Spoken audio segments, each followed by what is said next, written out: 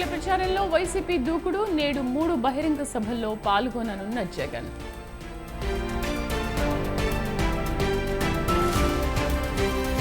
తెలంగాణలో ముఖ్యమంత్రి రేవంత్ ఎన్నికల ప్రచారం. 4 చోట్ల జనజాతర సభలు.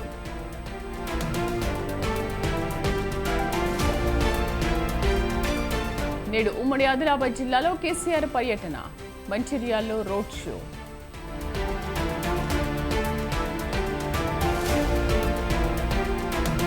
ఏపీలో కొనసాగుతున్న చంద్రబాబు ప్రచారం. ఇవాళ కాకినాడలో ఎన్నికల పర్యటన.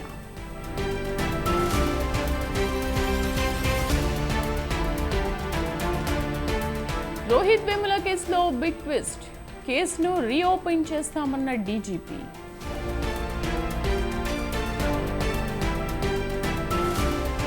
బ్రెజిల్లో వర్ష బీభత్సం. 34 మంది మృతి, 74 మంది గల్లంతు.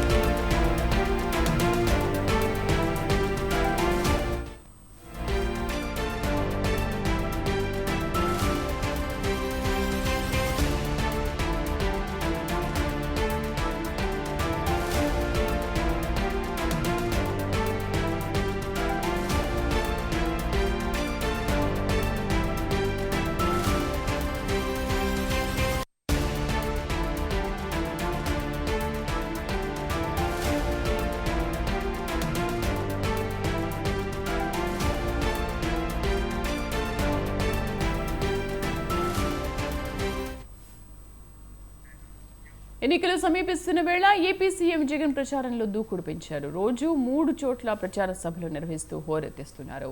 ఓవైపు తాను ప్రజలకు చేసిన మంచిని వివరిస్తూ మరోవైపు ప్రతిపక్ష పార్టీ తీరును ఎండగడుతున్నారు.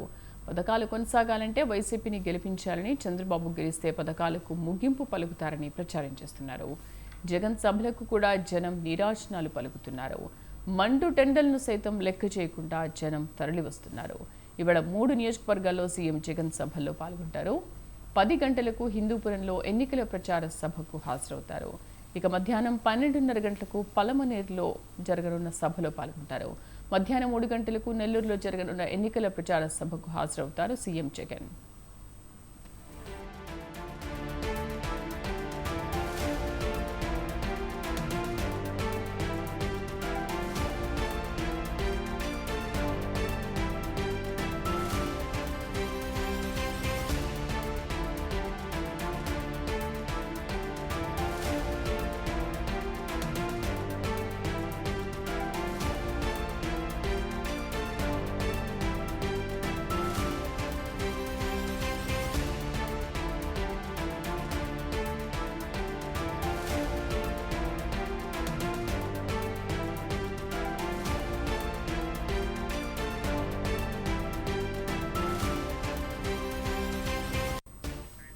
ఎన్నికలు సమీపిస్తున్న వేళ ఏపీ సీఎం జగన్ ప్రచారంలో దూకుడు పెంచారు.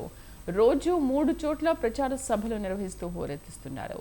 ఓవైపు తాను ప్రజలకు చేసిన మంచిని వివరిస్తూ మరోవైపు ప్రతిపక్ష పార్టీల తీరును ఎండగడుతున్నారు. పథకాలు కొనసాగాలంటే వైసీపీని గెలిపించాలని, చంద్రబాబు గెలిస్తే పథకాలకు ముగింపు పలుకుతారని ప్రచారం చేస్తున్నారు. జగన్ సభలకు కూడా జనం నీరాజనాలు పలుకుతున్నారు. మండు టెండల్ను సైతం లెక్క చేయకుండా జనం తరలి వస్తున్నారు. ఇవాళ 3 నియోజకవర్గాల్లో సీఎం జగన్ సభలో పాల్గొంటారు.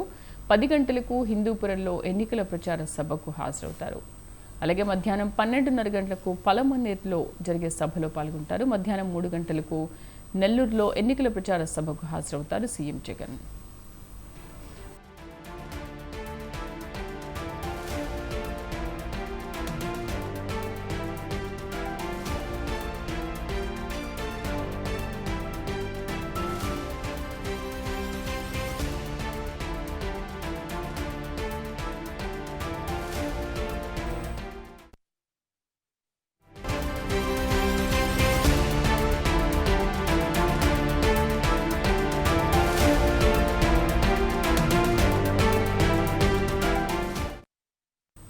ఏపీలో ప్రధాని మోదీ పర్యటన ఖరారైంది. ఈ నెల 6న రాజమండ్రి, అనకాపల్లి, 8న పీలేరు, విజయవాడలో నిర్వహించే బహిరంగ సభలు, రోడ్ షోల్లో మోదీ పాల్గొననున్నారు.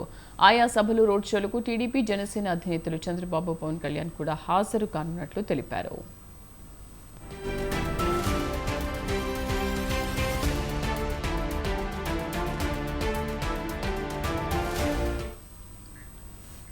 మే 6న సోమవారం మధ్యాహ్నం 3:30 గంటలకు రాజమండ్రి లోక్సభ నియోజకవర్గం పరిధిలోని వేమగిరిలో ఏర్పాటు చేసిన బహిరంగ సభలో మోదీ ప్రసంగిస్తారు. సాయంత్రం 5:55 అనకాపల్లి సభలో పాల్గొంటారు. మే 8న మధ్యాహ్నం 3 గంటలకు అన్నమయ్య జిల్లా పీలేరు సభలో పాల్గొంటారు. అక్కడి నుంచి విజయవాడకు బయలుదేరుతారు. సాయంత్రం 5 గంటలకు విజయవాడలోని ఇందిరాగాంధీ మున్సిపల్ స్టేడియం నుంచి బెంజ్ సర్కిల్ వరకు సుమారు 2.5 కిలోమీటర్ల మేర రోడ్ షో నిర్వహిస్తారు మోదీ.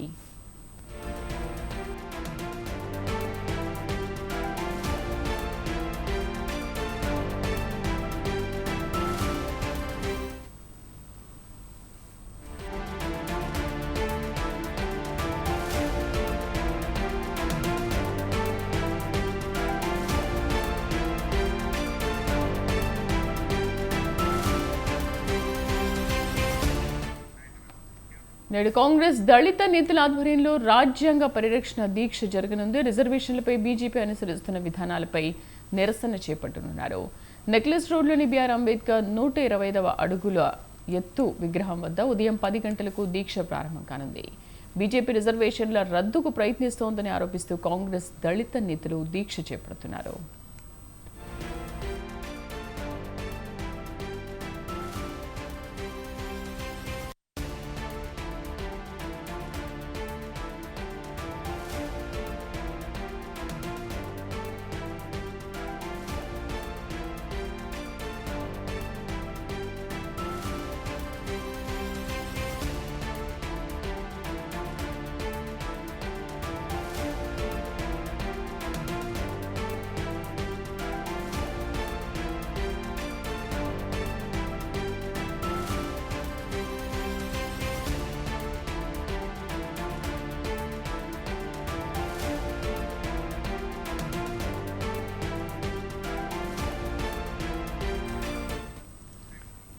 నేడు కాంగ్రెస్ దళిత నేతల ఆధ్వర్యంలో రాజ్యాంగ పరిరక్షణ దీక్ష జరగనుంది. రిజర్వేషన్లపై బీజేపీ అనుసరిస్తున్న విధానాలపై నిరసన చేపట్టనున్నారు. నెక్లెస్ రోడ్లోని బిఆర్ అంబేద్కర్ 125 అడుగుల ఎత్తు విగ్రహం వద్ద ఉదయం 10 గంటలకు దీక్ష ప్రారంభం కానుంది. బీజేపీ రిజర్వేషన్ల రద్దుకు ప్రయత్నిస్తోందని ఆరోపిస్తూ కాంగ్రెస్ దళిత నేతలు దీక్ష చేపడుతున్నారు. మా కరెస్పాండెంట్ రాజు పూర్తి సమాచారం అందిస్తారు. రాజు, కాంగ్రెస్ పార్టీ ఒక స్పష్టమైనటువంటి ఆరోపణలు బీజేపీ మీద చేస్తా ఉంది. ఇలా మూడోసారి సెంట్రల్ లో అటు బీజేపీ సర్కారు మరోసారి పొరుగు తీస్తే మాత్రం రాజ్యాంగానికి ముప్పు పంచి ఉంది. అలాగే రిజర్వేషన్లను తొలగించారంటూ కూడా అనేక సభల్లో కాంగ్రెస్ పార్టీ అలాగే సీఎం రేవంత్ రెడ్డి పదే ఆరోపణలు చేస్తున్న నేపథ్యంలో మరోసారి కాంగ్రెస్ పార్టీ ఎన్నికలు దగ్గర పడుతున్న వేళ అటు రాజ్యాంగ పరిరక్షణ దీక్ష అంటూ కూడా కాంగ్రెస్ పార్టీకి సంబంధించిన దళిత నేతలు, ముఖ్యంగా మాజీ మంత్రి ఏ చంద్రశేఖర్ అలాగే గజ్జల కాంతం, సతీష్ మాదిగలతో పాటు ఇతర నేతలు కూడా ఇవాళ దీక్ష చేపట్టనున్నారు. రాజ్యాంగ పరిరక్షణ నిరసన దీక్ష చేపట్టనున్నారు. అయితే మొదట 125 అడుగుల అంబేద్కర్ విగ్రహం నెక్లెస్ రోడ్ వద్ద ఈ దీక్ష నిర్వహించాలని భావించినప్పటికీ కూడా కొన్ని నుంచి కూడా అనుమతులు రాలేదు. కాబట్టి గాంధీ భవన్ ఆవరణలోనే ఈ యొక్క నిరసన దీక్ష చేపట్టాలనేటటువంటి నిర్ణయం తీసుకున్నారు. మరి కాసేపట్లోనే ఉదయం 10 గంటలకు గాంధీ భవన్ లో ఈ యొక్క రాజ్యాంగ పరిరక్షణ దీక్ష దళిత నేతల ఆధ్వర్యంలో నిర్వహించనున్నారు. మరోవైపు ముఖ్యంగా ఇవాళనే అటు కాంగ్రెస్ పార్టీ దళితులకు మోసం చేసింది.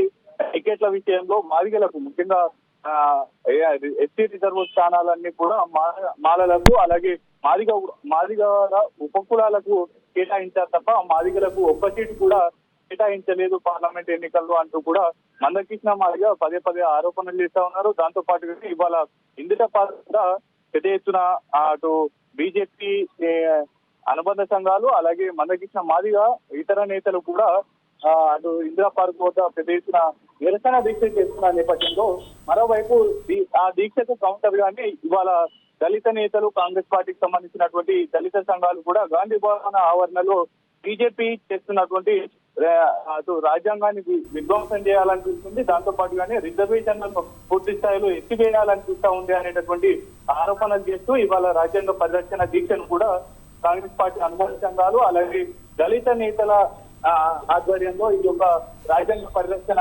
దీక్షను కూడా గాంధీ భవన్ లో కాంగ్రెస్ నేతలు తలపెట్టనున్నారు. రాజు, ఈ దీక్షకు ఇంకా ఎవరైనా ముఖ్య నేతలు హాజరవుతున్నారా?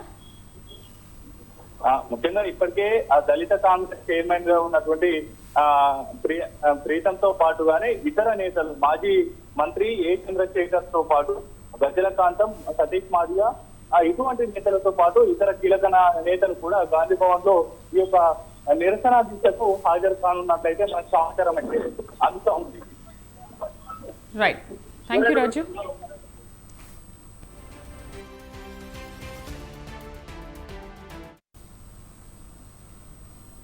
తెలంగాణలో ప్రధాన పార్టీలు ప్రచారంలో దూకుడు పెంచాయి. తమ అభ్యర్థులు గెలిపే లక్ష్యంగా అధినేతలు ప్రచారంలో ముమ్మరంగా పాల్గొంటున్నారు.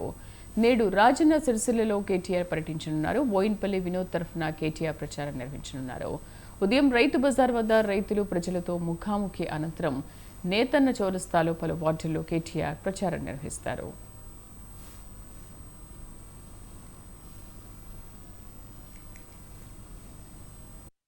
రాకముందే కార్పొరేటర్ అయినా కేసీఆర్ గారు తెలంగాణ ఉద్యమం చేపడితే హైదరాబాద్ లో ఒకే ఒకడు జెండా పట్టుకున్నాడు పచ్చన్న.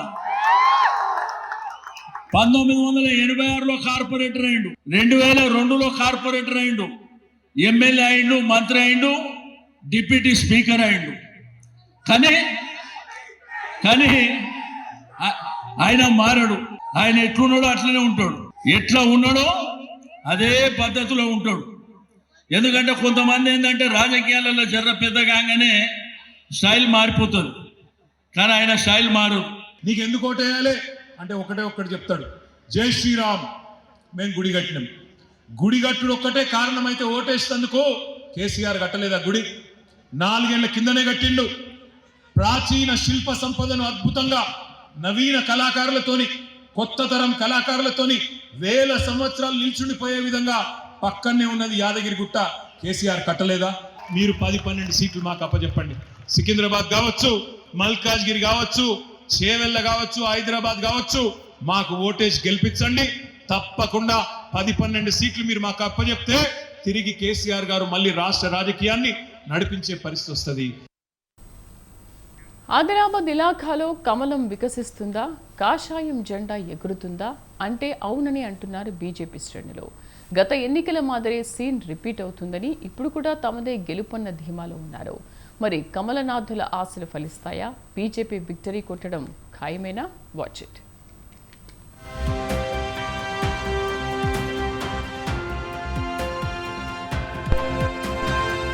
ఆదిలాబాద్ సెగ్మెంట్లో పార్లమెంట్ ఫైట్ హోరాహోరీగా సాగుతోంది. ప్రధాన పార్టీలైన కాంగ్రెస్, బీజేపీ, బీఆర్ఎస్లు ఎన్నికల రణరంగంలో సై అంటే సై అంటున్నాయి. దీంతో త్రిముఖ పోరు నెలకొంది. ఇక గెలిపే లక్ష్యంగా పార్టీ నేతలు వ్యూహాత్మకంగా ఎత్తుకు పై ఎత్తు వేస్తూ ముందుకు సాగుతున్నారు. అయినప్పటికీ ఈసారి కూడా తమదే విజయమన్న ధీమాలో ఉన్న కమలనాథులు ఆ దిశగా పావులు కదుపుతున్నారు.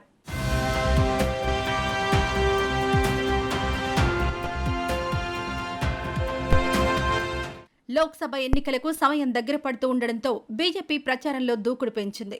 కాంగ్రెస్, బీఆర్ఎస్ వైఫల్యాలను ప్రజల్లో ఎండగడుతూ ప్రజల్లో పలచన చేసే పనిలో పడింది. ముఖ్యంగా కాంగ్రెస్ సర్కార్ను టార్గెట్ చేసింది.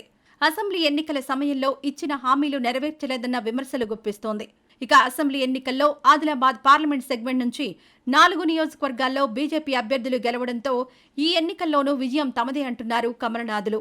అయితే మొన్నటి అసెంబ్లీ ఎన్నికల్లో కాంగ్రెస్ అధికారంలోకి రావడంతో ఆయా నియోజకవర్గాల్లోని స్థానిక సంస్థల నేతలు హస్తం గూటికి చేరిపోవడం కొంత బీజేపీకి బలం తగ్గే అవకాశం ఉన్నప్పటికీ కమలనాథులు మాత్రం గెలుపుపై ఆశాభావంలో ఉన్నారు. ఇక మరోపక్క కోల్పోయిన ఆధిపత్యాన్ని బీఆర్ఎస్ తిరిగి సంపాదించుకోవాలన్న తపనలో ఉంది. అందుకు తగ్గట్టుగా గట్టి ప్రయత్నాలు చేస్తోంది.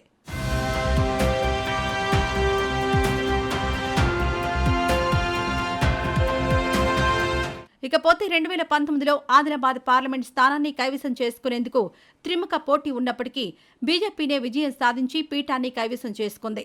7 నియోజకవర్గాలకు గాను అసెంబ్లీ సెగ్మెంట్లో 4 బీజేపీ, 2 బీఆర్ఎస్, 1 కాంగ్రెస్ సొంతం చేసుకున్నాయి.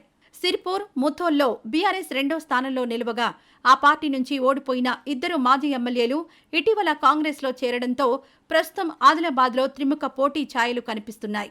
అయితే పోలింగ్ సమయానికి పరిణామాలు మారి పరిస్థితి తారుమారయ్యే అవకాశం ఉందని రాజకీయ విశ్లేషకులు భావిస్తున్నారు. మరి కమలనాథులు ఆశిస్తున్నట్టు ఆదిలాబాద్లో కాషాయం జెండా ఎగురుతుందా? బీజేపీ వ్యూహాలు ఫలిస్తాయా?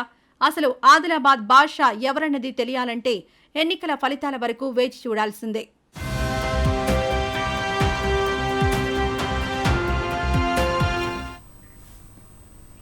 ఇవి బులెటిన్ విశేషాలు. Stay with us.